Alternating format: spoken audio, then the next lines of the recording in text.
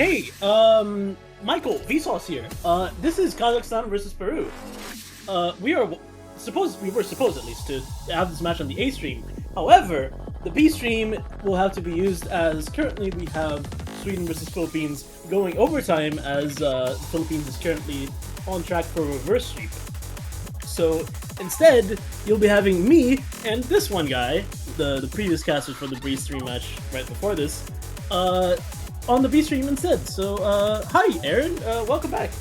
Hey, good morning. Yeah,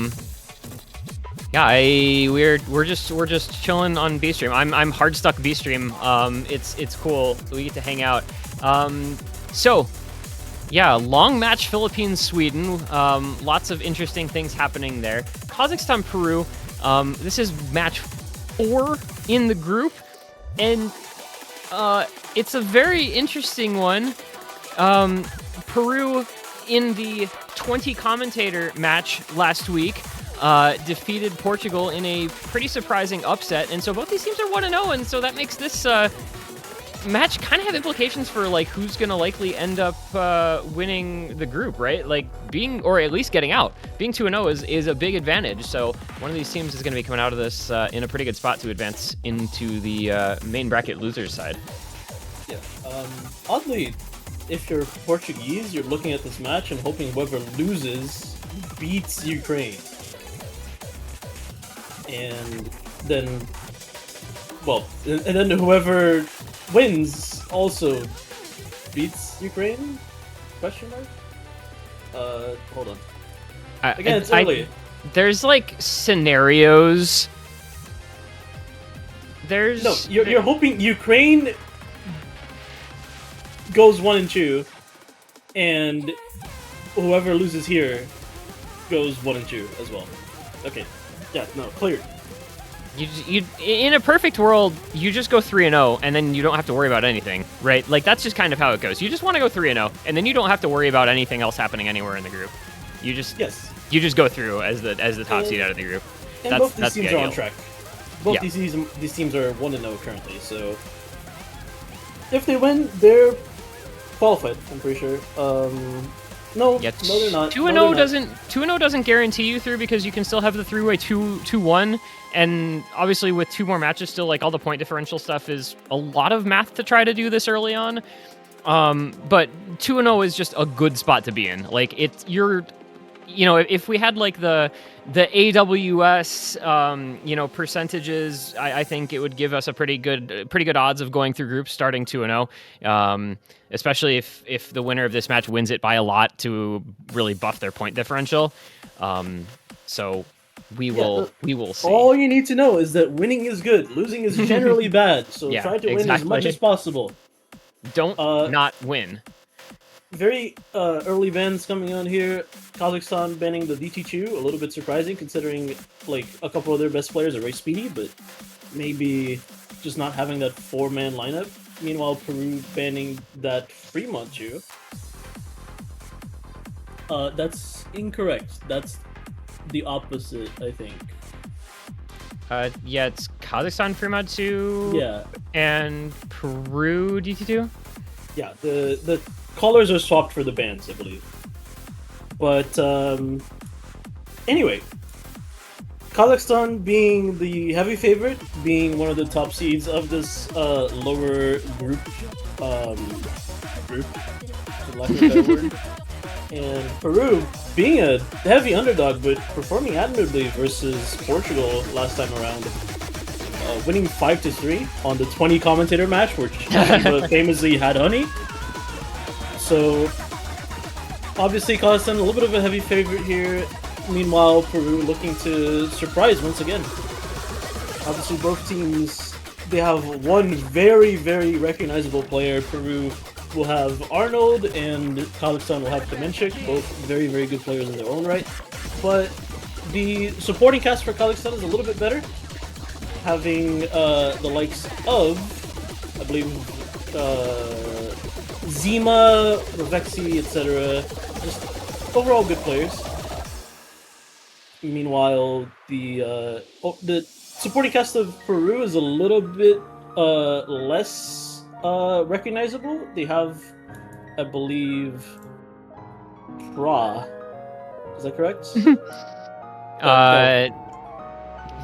Yes. Yeah, And that's Pra and like and K-Trick. I don't know how Yeah. you actually are supposed to pronounce that name. I'm sorry, but their captain. Interestingly, last week Arnold and Kamenchik were next to each other in the performance score standings, like literally numbers 3 and 4. Just really, really good performances from both of them. Next highest Peru was SapeSape. What a name that is. SapeSape, I guess. Yeah, as I'm realizing that this is a like Hispanic, so SapeSape. Down in 37th was their next highest. That is a lot of participation. That is 8 out of 8 maps that he played. So it feels like it's just going to require some heroics again for Peru out of Arnold in all likelihood. Like, that's kind of how it goes for their team, right? You just need your best player to be on his game every match, which is what they got last time. And we'll see if Lightning can strike twice. Yeah, I mean, on a map like this, it would be the kind of map that a lot of teams have been exploiting on this, like, contender group pack, where essentially, like, some of the teams don't really have this 4-man lineup for this kind of thing. So a lot of the teams that do and have, especially like a player or 2 players or like pretty consistent FCs on it, they have been picking this #1 in the match and then just having a good time, having a pretty easy pick. And I think Peru banning that DT2 will indicate towards Kazakhstan that this kind of map is not like in Peru's favor, and so this seems like a pretty easy pick. Let's see if we're proven wrong, but so far this kind of mechanic has happened a couple times in these lower matches, and I wouldn't be surprised if it happens here too. Yeah, notably, I mean, Peru did play this in their first match, and they did win it, but not with like super impressive scores. They didn't have any FCs. Their team score was 2.3 million. So as Kazakhstan, you're just anticipating a better team score than 2.3 million, and I think that's a pretty safe for a team that has a relatively solid tapping roster. And away we go, and you can already see a couple breaks there from Peru, Gardervoir and Foka in the early goings. Going to be the first couple of players to fall. And Kazakhstan, 100k lead already in the first 400 combat.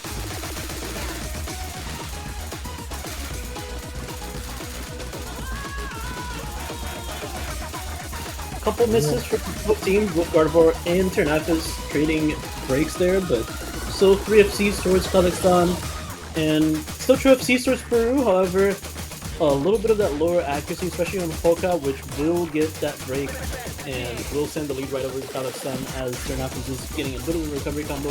Gardervoir once again having a break, and despite the 2 FCs from SapeSape and Arnold, Kazakhstan looks to be decisively in the lead on this match. Kamenchik fighting a cider break move, so not quite 100% smooth sailing, but still should be safe.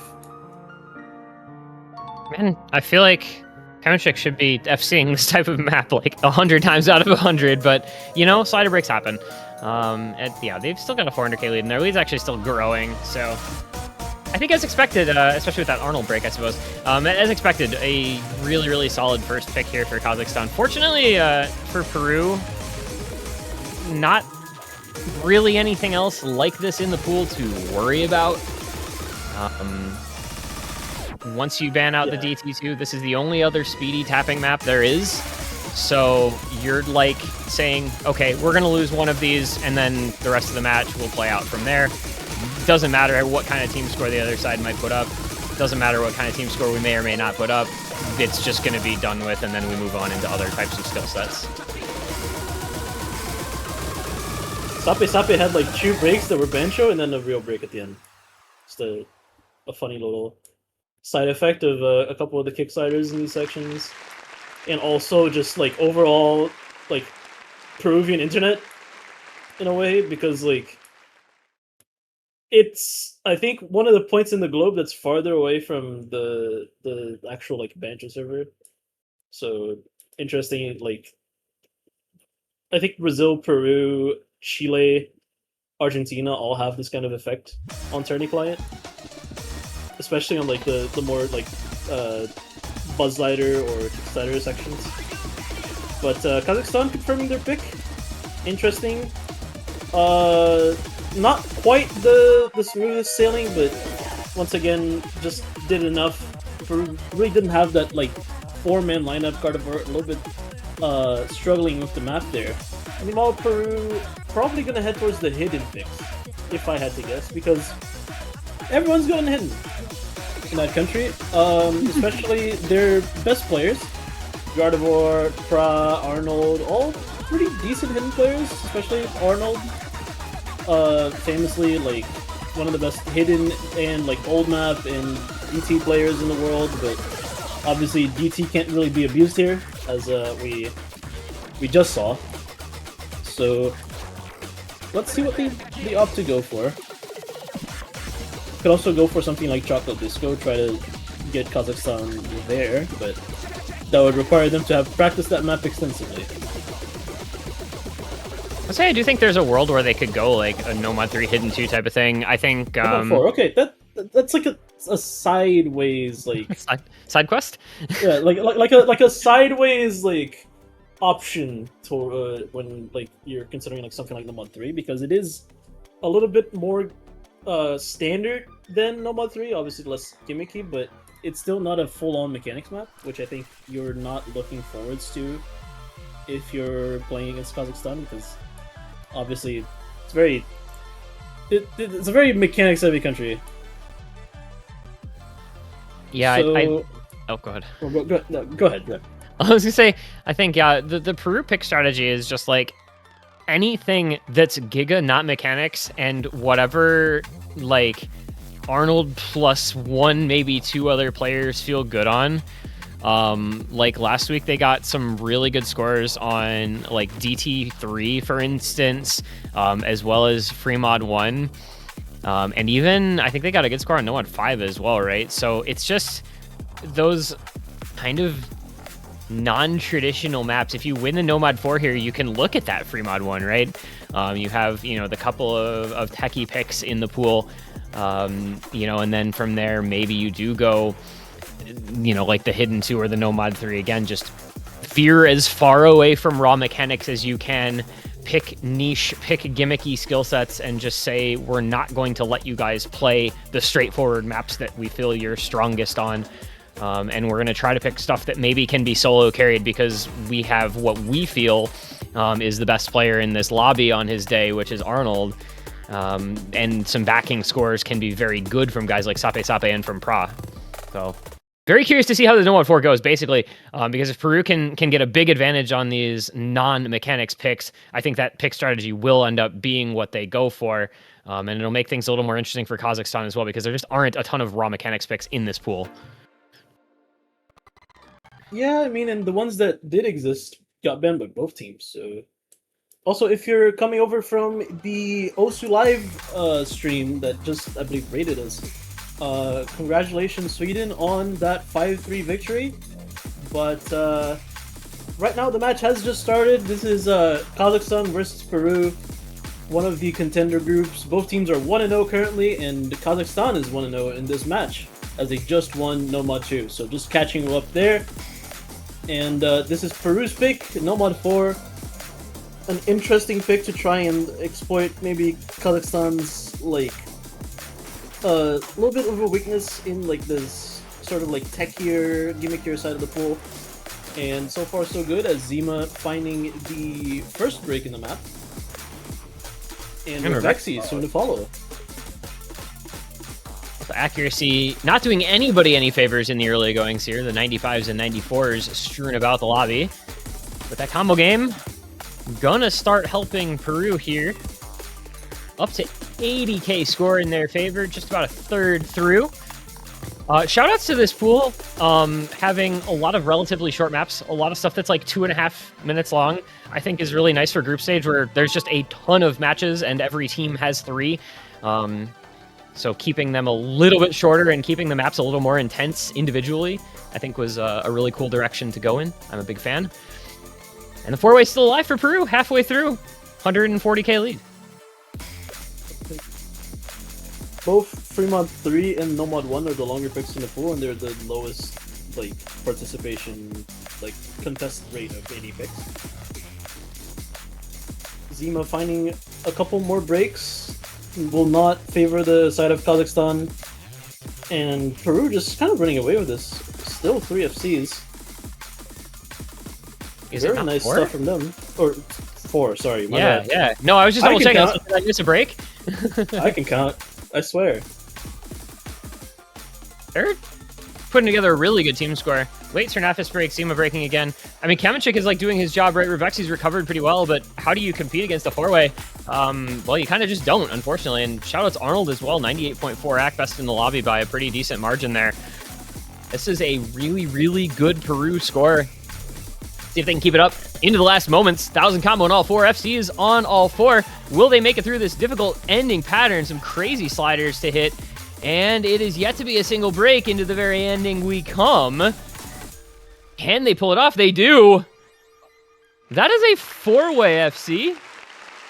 Extremely nice stuff. From Team Peru, of all people, the 39th seed. 2 teams away from not even qualifying at all. And they just 4-wayed. Yeah, those scores don't look great because of the accuracy, but that's a 4-way FC. That's really, really impressive. I just want to congratulate everybody on Peru, because to be a 39th seed and then getting this kind of score, even if it's a group stage pool, is extremely impressive. So congratulations to everybody that's in that roster, but also congratulations to Migis. I think with the amount of slider ends missed, one could be a little bit forgiven in thinking that that wasn't an FC, but that was an FC of just the primo cheese. Extremely just slider head gaming, no slider ends. I will try to combo the map no matter what it takes. And very nice Peruvian score there. And that's why this team can be scary despite their low seed. I mean, you show up on some of these non-traditional maps, right? And you put up a team score like that, you can beat anybody with a 4-way FC, right? Like, you're not going to lose that map too often with that kind of team performance. So even though 3 of the scores were around 850k for the FCs, that's still a 3.4, almost 3.5 mil team score. So interestingly enough, it looks like Kazakhstan's going to be the ones opting into some reading here. It's going to be the Nomad 3 pick from that side, despite us expecting it to come out of Peru. Interesting. It's first of all, chocolate, Thank you. The 3rd longest map in the pool, and this time one of the most contested ones. So you've heard it, you love it, you hate it, you hear it. You love to hate it. You love to hate it, or hate to love it. Who knows? Perhaps, but or perhaps singular. But yeah, Kazakhstan going from extremely mechanics-heavy map, which is Nomachu, and obviously trying to speed abuse to get that first point on the board, going straight to probably the most like opposite map in the pool, polar opposite of speed mechanics abuse, just a 120 BPM like 4-star AR7 map, all like overlaps, like small snaps. Like I don't know the pick strategy, but like it's an interesting like approach to the match for sure. Yeah, you know, you first pick the Nomad 2, there's not really anything else in the pool like it. So obviously your pick strategy coming into the match has to just be assuming that you're only going to get one tapping map regardless. And from there on out, it's going to be something completely different. Yeah. I think... So here's the question, right? With this type of map, is this more of a team score map or is this more of a solo carry map? especially in the lower side of the bracket, right, in the contenders rather than the challengers groups. I almost feel like this is like solo carryable, right? If you have one person who's super confident in getting, you know, if not an FC, at least very near, then it becomes an eminently pickable sort of map. It's both solo carryable and also like team scoreable. It depends on the magnitude of scores that the lobby has, because I think we've had this kind of like dichotomy where some matches are like, oh, you have 2 FCs and then like a 700k, like a 500k, and some matches you have like 700k top score in the entire lobby. So I don't know. Let's find out. I love finding things out. Also, has there ever been a Newton map where the starting adequately reflected the difficulty? Has he ever mapped anything where that was the case? He's mapped normal things, but you know, he's not famous for that. Yeah. Uragurarete? Anybody? Newton, famous reading mapper. So, I'm curious to see now. So switch up skill sets a little bit for the Kazakhstan pick. What kind of performances will we see? I don't know. Who do we think who's like... I don't know. I just want to let it play out, I guess. SapeSape gonna be the early break. First miss of anyone. Kazakhstan early advantage of a small amount. Looking towards the accuracies, you see a bit of the comfort level towards this kind of reading pick, and Pra and Migis not having the best of accuracies, so maybe a little bit of an indicator there. However, it will be Migis and Ravexi trading on the exact same pattern, I believe. Both misreading on an overlap, so it'll be pretty even at the start here. Only the miss on SapeSape really being the difference. Migis will find another break. This will start opening up the map for Kazakhstan, as they still hold 3 FCs, but so far so good for both Arnold and Pra, despite Pra's accuracy, so still in reach. It's in reach, as you said. It is one of the longer maps in the pool, so there is just more margin. Lead staying at about 120k for the moment. 3-way FC though for Kazakhstan, and the recovery for Ravexi. Gonna start to pull that lead a little bit bigger. Do we watch Arnold? Do we watch Pra? As you mentioned, Pra not looking super comfortable when you point out his accuracy down at 96%, but FC still intact is the important part, and of course SapeSape with the solid recovery himself.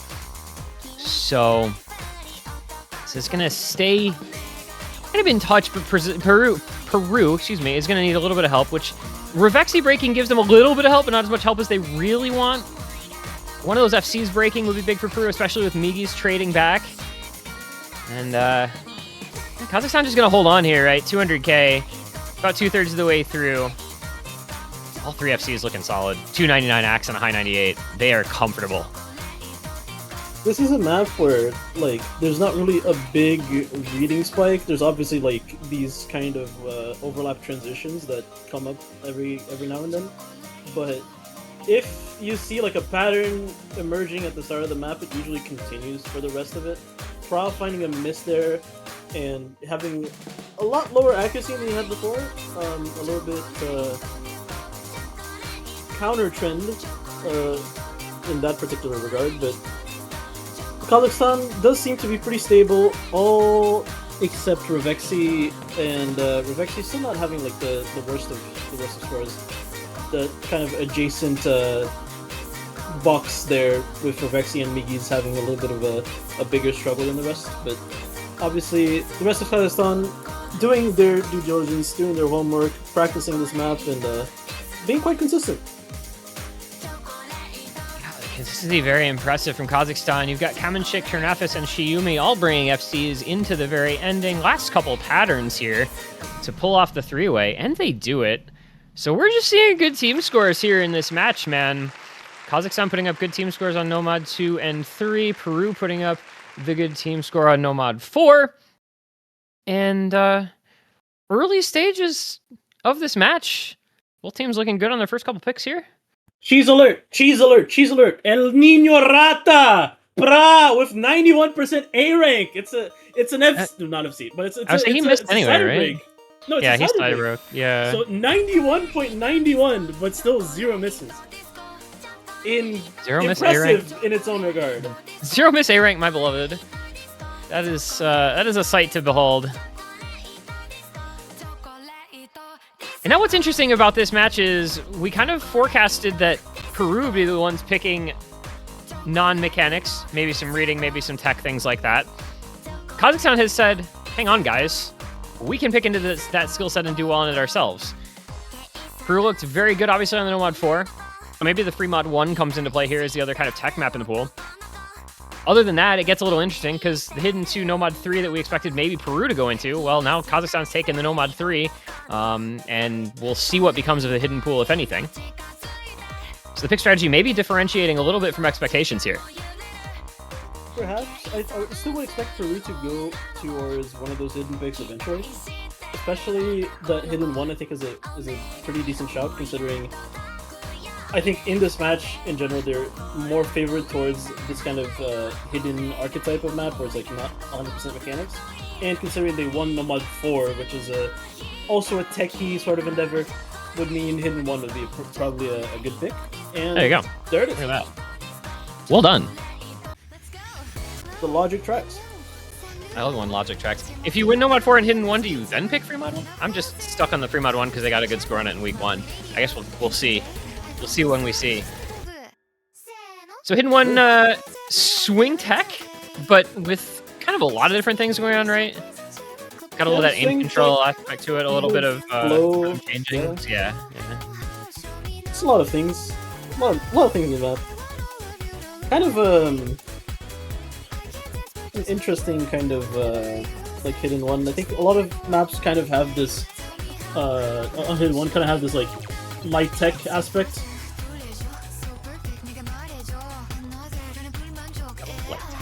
We all love light tech. How many types of tech are there? There's circle tech, there's slider tech, there's speed tech, there's light tech. Is there dark tech? Swing tech?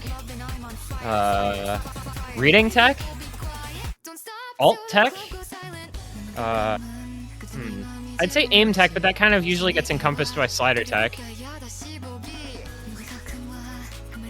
Like, anything can be tech if you really think about it. At the end of the day. Yeah, any type of map. Dark tech. Dark tech is an interesting concept. Maybe we should make that. Where, like, half of the circles are just black combo color. And, was it? You can't really see it. When was it? Last year or 2 years ago when you had that clip of, I think it was Kama, with just no approach circles and no hit circles on the stream? Yeah. It was just ultimate hidden. Maybe that's dark tech. Maybe that's dark tech. Actually, like, those maps are in the pool. You just can't see them because they're, like, super hidden. They're invisible. Completely invisible in the pulling sheet. They're hidden too well. All right, so in we're going to go here, map number 4, Peru's second pick. It's going to be hidden 1, as mentioned. It's tech, but it encompasses a lot of things. And they will try to tie the match up at 2 apiece. No early break points or anything as of yet. Kamenchik, Ternafis, Zima, and Shiyumi. But it's a U against Arnold, SapeSape, Migis, and Pra. And that is a just missed burst from Migis and then a big act drop from Migis. He's going to fall pretty far behind on the intro, as do SapeSape and Zima himself. That's what that intro does to you. You drop your act. If you drop one, if you drop like 100, you're just dropping 10 hundreds. It's just how it goes, I feel. The intro is just like, if you're supposed to eat grass anywhere in the map, that's where you do it. But so far, so good for Kazakhstan, despite the early act drops from Zima and that little early combo break. But Migis not having the best of accuracies and having that early combo break as well. And SapeSape also on that 96, I believe, having a couple act drops early on, but so far no other breaks. We've kind of seen this kind of tale of 2 maps where, aside from the very intro, the start of the map is pretty, like, consistently people have been comboing it, and then the second half of the map is where people really have a little bit of a tougher time. So, stable lead for Kazakhstan, but not too big. And with Zima falling, that lead is no longer going to be stable. Migis has recovered quite well, as just the break in the intro shows. You know, the accuracy is still pretty low for him, but the combo is there. It's only 70 combo behind the FCs, and so the lead will come back the way of Peru given time. A little bit of that rhythm change into the little 1/3 jumps, but everybody hits just fine. And into some little slider tech section here. A bunch of kick sliders and a couple of little awkward flow patterns. Nobody caught out except for Pra, though. And now it's down to 2 FCs on Arnold and SapeSape. Ternafis, Kamenchik, and Shiyumi all still holding the FCs. And Kazakhstan going to grow the lead a little bit. Zima breaks again, but so does Pra to trade. Just under a quarter of the map left to go. It's a 3-way FC for Kazakhstan. It's a 2-way FC for Peru with a slight combo lead for Kazakhstan by about 70 combo on Shiyumi, on the FCs, I should say, over Migis. And there was Migis again. Ternafis trades, though. Dada, this is staying scary in the very last seconds. It's still under 100k lead. Very scary. SapeSape and Arnold need to hold it through. Wants to have a chance over Kamenchik and Shiyumi. Also, Migis finding another break, not having the best of accuracies, is giving that lead over to Kazakhstan, but the map is just ending. There's not enough map for Peru even to think about coming back. So Kazakhstan getting their first break point in the match and opening up with 3-1 lead. And unfortunate for both Migis and Pra. Interesting that Migis actually ended up having the better score thanks to his larger combo, despite having 6 misses against 2. But really, the story of that map is going to be Kamenchik pulling off the FC, as well as Shiyumi pulling off the FC and promptly leaving the lobby before we could even see his score. It was the highest score in the lobby by a bit. Arnold did what he could, right? SapeSape likewise did what he could, but just the supporting scores, it was really Ternafis, right? I mean, 92k, Ternafis putting up the 835k S rank versus Migis and Pra both getting 650 and 614. Even with Zima getting the lowest score in the lobby, the big backing score of Ternafis in a map that was decided by under 100k, just having that second FC and having the better backing third player did the job for Kazakhstan. And now, their own next pick to come for a possible 4-1 lead if they can consolidate on this break point. After winning the Nomad 3, after winning the Hidden 1, if you are this Kazakh roster, where do you go? What feels most comfortable to try and back up that break point and give yourselves match points the rest of the way through? I mean, if you take Nomad 3 and you add Hidden, you want to see Hidden 2 perhaps, but I still think Peru will eventually try to go towards that if you give them enough time. So maybe a DT1 would be a good idea. Maybe something like this Hard Rock 1 perhaps, try to out-mechanics people, but they're just going straight Hidden 2. They're just, well, crashing head-on and just trying to take this hidden momentum to Peru. Just beat them with it. So Hidden 2 just immediately after will be a little bit interesting. Obviously, both Kazakhstan and Peru had a little bit of a tougher time on one of their players in that Nomad 3, so maybe that will be the case again. But I think this map is more accessible in general. It's more of a, you know, mechanic-centric reading pick, if you can like kind of picture that, where it's density but nothing too gimmicky in terms of the reading itself. So I think more people should be able to play it, and as such we should probably have a full 4-man lineup for both teams. And really, looking at the Nomad 3 result, right, Kazakhstan had what is more or less a good 4-man roster. I mean, they had 3 FCs, and the remaining player, yeah, he got 426k on Ravexi, but he only had 2 misses, right? So, not like a horrible performance, whereas Peru had maybe some relatively low miscounts, but just fell pretty far behind on the score. I mean, almost 800k the gap, right? 686k, 506k, 405k. Not exactly inspiring confidence in further reading maps in this match. So we'll need to pick it up a little from that performance if they want to get a win here. Looks like we might get a roster change from the Nomad 3 as well for Kazakhstan. It's going to be Zima coming in place of Ravexi, who was that lowest score on the Nomad 3. SapeSape Migis Pra and Arnold were the other two on No Mod 3. I kind of just anticipate that to be the same here. Yeah. So not a lot of changes, really, considering the skill sets. No surprise there either. I think in general, Peru has been working with like a 6-man roster. They sometimes swap out Migis or SapeSape for Gardervoir, and they had Gardervoir and Foka on No Mod 2, right, for the mechanics map. The other maps since then, I believe it's been Arnold, SapeSape, Migis, and Pra for all three, excuse me, since then.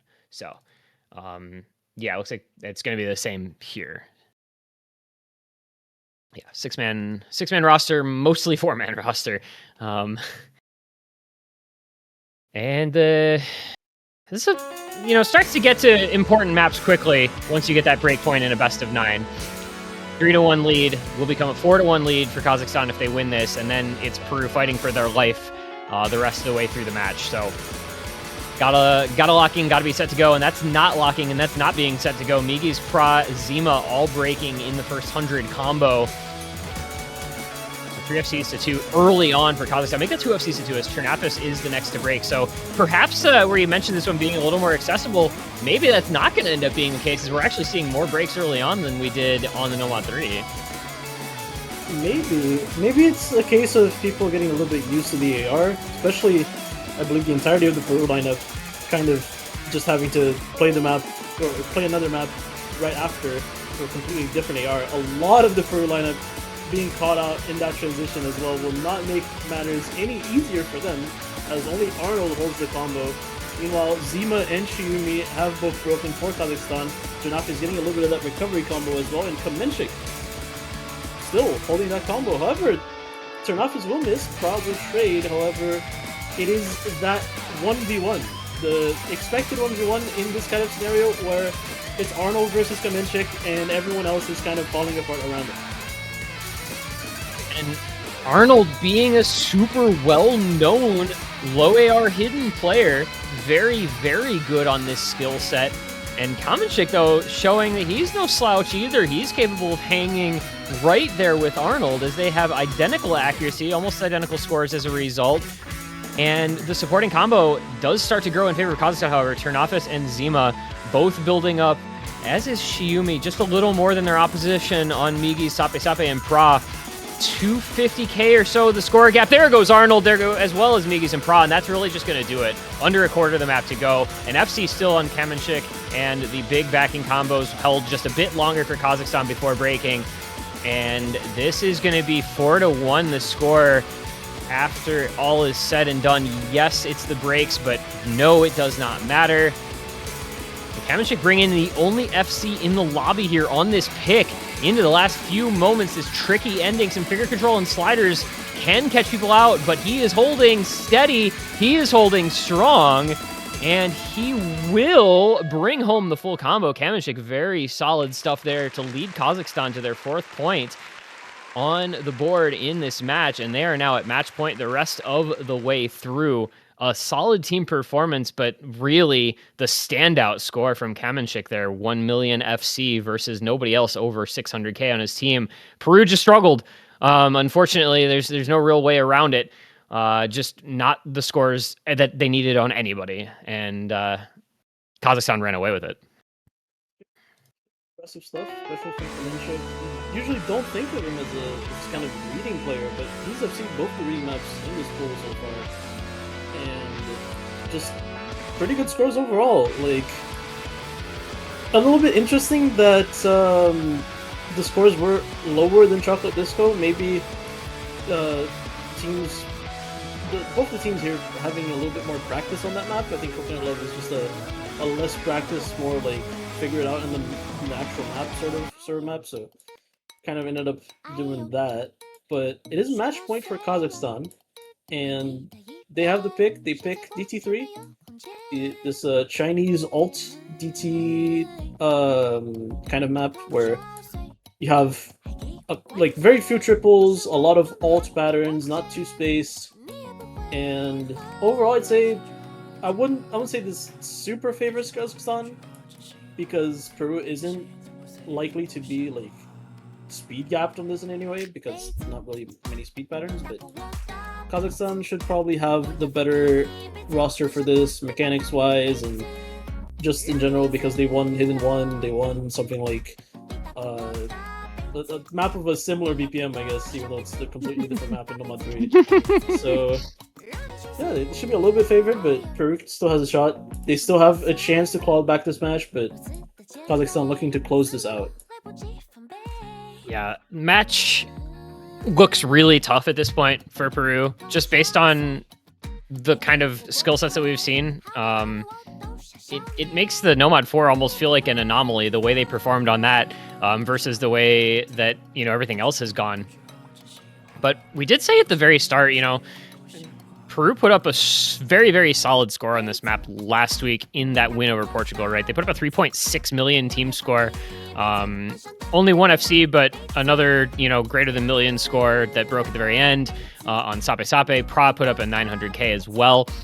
So really, really good team performance. Definitely something that they can put up another solid score on, I would anticipate. So does feel doable. It feels doable here for Peru. But it's just always going to be difficult in the way that this match is going. Yeah, when you're losing, you're back up against the wall, facing match point. It's always going to be tough. But we've seen more interesting comebacks, I believe. So maybe Peru will get something going here. Who knows? This would be the map to do it. This is not a map that they have any struggles on. Daldor making their first appearance here in this match for Peru, coming in as opposed to Migis or Gardervoir in that first slot. Meanwhile, for Kazakhstan, all players we've seen before: Zima, Ternafis, Ravexi, and of course Kamenchik. Seeing if they can close this out. As a little bit of an early act struggle for Pra. A little bit of a common theme in this match, but so far so good for everybody. Honestly, it's axe struggles pretty much everywhere. Other than Arnold, it was a lot of 94, 95, 90, couple 93s even in that intro. It's gonna be Zima. The first break, advantage Peru early, but it's gonna be Daldor and Pra to both miss in response, so that lead's gonna go right back the other way. Kazakhstan has just kind of felt the more consistent team through much of this match, and it's reflected in the scoreline obviously as well. Kamenchik, Ternafis, and Ravexi just calm, cool, collected, full combos at the halfway mark here. But the back half does get pretty tricky, right? A lot of these difficult little snappy alt patterns, so plenty of time for this map to go any which way, but Daldor breaking once again is not going to help things for Peru. That lead growing over 130,000 points for Kazakhstan, and it's going to be getting scary as time goes on here, and that lead continues to get bigger and bigger. You're seeing it nearly 200k now, and Kazakhstan have the chance of really running away with this map if they can hold on to the triple FC in the back in combo. People usually break. Let's see if we find any chain misses for the side of Kazakhstan. Otherwise, this will be done and dusted. Kazakhstan will secure a pick. However, Kamenchik finding a break, but so does SapeSape. Ternafis and Ravexi still holding the FC, however, will make sure that this lead does not go over to Peru. Yeah, this one looking, as you said, done and dusted. Kazakhstan just looks strong, man. Double FC still. Finally, Ravexi breaks. Ternafis holding into the ending. Will we at least get one full combo from that side? Arnold holding the FC with, I think, 100 for Peru. Has gone a little bit overlooked because the team not doing what it needs to support him. Into the ending we go. That is a crazy score from Arnold. Unfortunately, it does not matter at all as Kazakhstan drops the FC to match near FC on Ternafis just breaking the very end. And the better backing scores from all three other members of that roster. And that's just going to do it. It's 5-1. It's Kazakhstan. No miracle today for Peru the way that we saw last week against Portugal. Instead, they will drop 5-1 at the hands of Kazakhstan, who looked really solid throughout that match on several different skill sets. We saw them on tapping. We saw them on reading. We saw them on the alt DT look really good. And it pushed them to now a 2-0 record in group stage. I believe that's going to be a positive 6-point differential for them as well. Peru goes to 1-1 in the group with a couple matches still to go. Kazakhstan against Ukraine coming up in a little bit. Ukraine then versus Peru later on. But Kazakhstan putting themselves in a really good position to advance out of the group into round of 16 losers. Peru, their road just got a little more challenging. They basically have to beat Ukraine to go through. Depending on, I guess it depends on Kazakhstan, Ukraine. 2 matches left, depends on a lot of stuff. But either way, Kazakhstan putting themselves in the good position is really what you take away from this match. Yeah, I mean, Kazakhstan did their job very well, and Peru, a little bit outclassed, but still have a fighting chance to go out of this group. So, again, it's too early to tell, and hopefully both these teams have good luck on their next matches, both versus Ukraine. So, yeah, that's it for the B stream for now, I believe. As for the next match of Uruguay and no, it's not. That's it for the B stream for now. Kazakhstan has a match right after. Yeah, there's back-to-back 2-match blocks. 17, 18, 19 UTC all have 2 matches in them, so it'll be A and B stream for all of those. As you can see, it's Uruguay versus Belgium, Kazakhstan versus Ukraine coming up in 15 minutes or so. Currently, it looks like it's going to be Kazakhstan getting to switch streams. They'll get to be featured over on the A stream in that match against Ukraine, whereas this stream will be seeing Uruguay versus Belgium. So you'll want to stay tuned for that. And this time around, you got a little time in between matches. As mentioned, about 15 minutes. Grab a snack, grab a drink, and while you're doing that, head on over, store.ppy.sh. You know what to do. You go get your banners. You go support your favorite team. It's a great way to support the tournament. It's a great way to support a roster that you have some faith in, or just, just like the players, whatever the case may be. In the meantime, banners. Banners. Banners. Help me out whenever you want to. Banners. Congratulations to Kazakhstan. Commiserations to Peru. Best of luck to both of these teams in their remaining matches in the group stage. And we'll see you guys in about 15 minutes on the other side of this break as this massive Sunday, the final day in OWC 2025 group stage, continues to roll on. I've been this one guy. He's been Dada. Thank you for being here, and we'll see you in a little bit. Consume banners!